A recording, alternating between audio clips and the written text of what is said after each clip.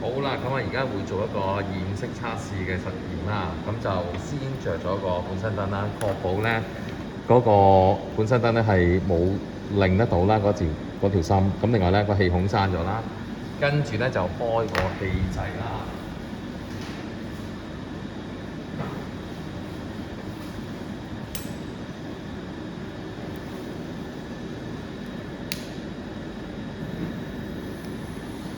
開咗氣掣之後咧，就確保佢係一個無色嘅鹽啦。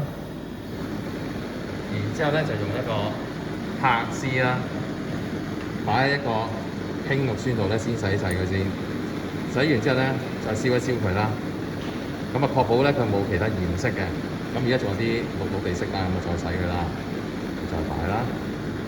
當佢冇嘅時候咧，咁我哋就飲一個樣本啦。咁先飲咧就係含鈉離子嘅樣本啦。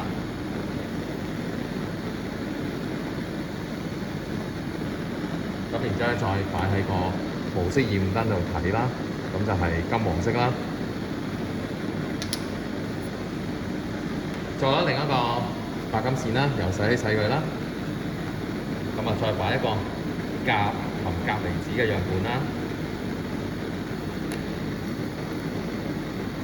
咁咧呢個咧本身嗰個白金線咧，可能太過唔乾淨啦。咁我嚟多次啦。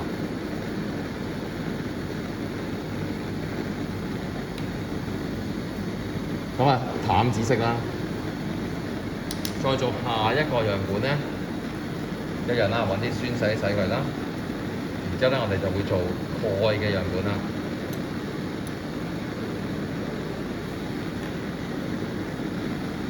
咁啊，呢個唔太明顯啦。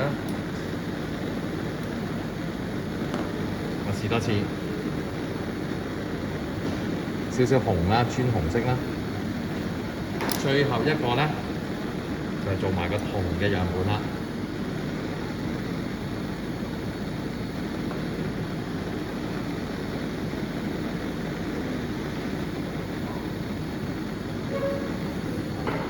咁呢個就係銅嘅樣本。